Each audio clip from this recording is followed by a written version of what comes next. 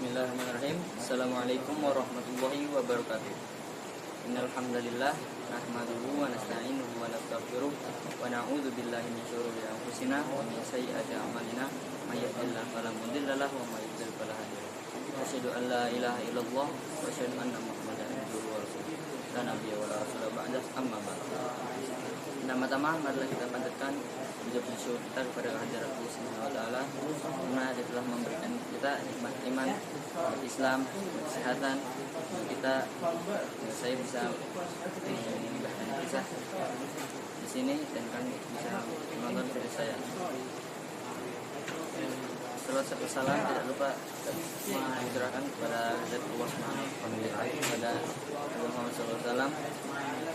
Dia telah membawa kita dari zaman jahiliyah kepada iman Islam sekarang. Jadi saya di sini ingin menyampaikan kisah Nabi Muhammad dari awal kelahirannya hingga beliau menerima wahyu.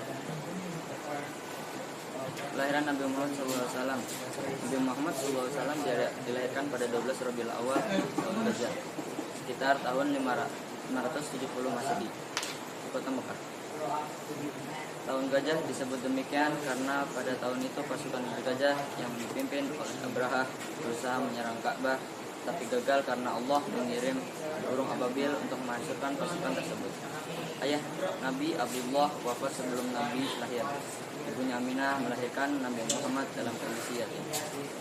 Setelah kelahiran Nabi disusui oleh seorang wanita dari Bani Sa'ad bernama Halimah As-Sa'diyah. Saat kecil Nabi Muhammad SAW diasuh oleh Halimah selama beberapa tahun di pedesaan. Saat beliau berusia 6 tahun, ibunya Aminah meninggal dunia. Kemudian Nabi diasuh oleh kakeknya Abdul Muthalib hingga usia 8 tahun. Setelah itu beliau diasuh oleh pamannya Abu Thalib.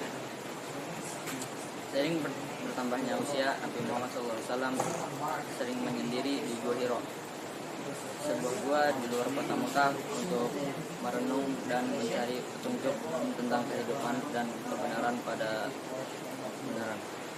Pada usia 40 tahun, Nabi mendapatkan pengalaman spiritual yang mengubah seluruh hidupnya. Pada suatu malam di bulan Ramadan, saat sedang beribadah di Gua Hiro, Nabi Muhammad SAW didatangi oleh malaikat Jibril. Jibril membawa wahyu dari Allah Subhanahu wa taala dan menyampaikan kepada Nabi, Iqra, bacalah. Nabi Muhammad SAW yang tidak bisa membaca menjawab bahwa beliau tidak bisa membaca. Perintah ini diulangi hingga 3 kali. Kesimpulannya adalah kisah Nabi Muhammad SAW dari kelahiran hingga turunnya wahyu adalah kisah seorang anak yatim yang tumbuh dengan akhlak mulia, hingga Allah Subhanahu wa taala memilihnya sebagai rasul terakhir. Misi kenabian ini dimulai ketika beliau menerima wahyu di Gua Hiro pada usia 40 tahun, yang menjadi awal dari penyebaran ajaran Islam ke seluruh dunia. Jadi hikmah yang kita ambil adalah janganlah mudah dalam menyerah dalam suatu kondisi yang buruk. Jadi terima kasih telah menonton video ini. Assalamualaikum warahmatullahi wabarakatuh.